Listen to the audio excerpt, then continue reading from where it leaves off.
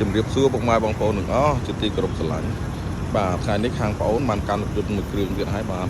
គឺ Mack Highlander ឆ្នាំគូមែនតើបងប្អូនឆ្នាំ07 4ម៉ាស៊ីនប៉ុងមួយជាប្រភេទមេឡាន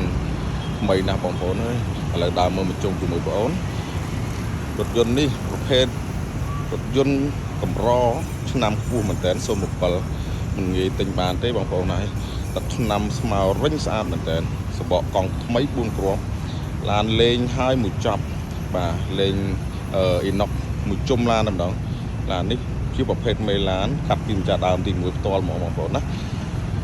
គឺឡានថ្មីមែនតើ4ម៉ាស៊ីនប៉ុងមួយឆ្នាំ07គួរមែនតើបងប្អូនមិនងាយទិញបានទេឡានប្រភេទឆ្នាំគួរអញ្ចឹងណាហើយបងប្អូនបានរៀបចំឲ្យមួយស្អាតអស់ហើយឡានគឺបងប្អូនដែលស្នេហាវិស័យឡានប្រភេទឡាន Highlander លក្ខណៈគ្រួសារគឺធំទូលាយមែនតើអាចដឹកកូនចៅបានច្រើនដឹកអីវ៉ាន់យកបានច្រើនហើយឡានប្រភេទស៊ីសាំងតិចម៉ាកក្រុមហ៊ុនជប៉ុនបាទឥឡូវបងប្អូនមើលខាងក្នុងមើលឡានគឺ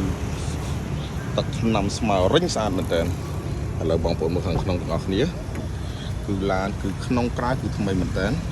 លេងកម្រាលជើង VIP ហើយទៀតបងប្អូនណាកម្រាលជើង VIP លេងកាមេរ៉ាក្រោយមញ៉េ Android បាទមើល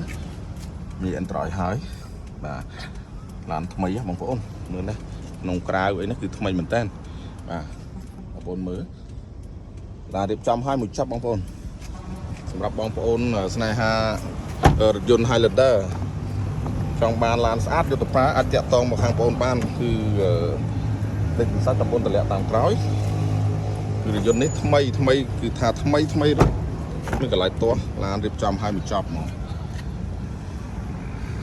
ប្រភេទ4ម៉ាស៊ីនប៉ុងមួយឆ្នាំគួរមែនតើបងប្អូនឆ្នាំ07បាទ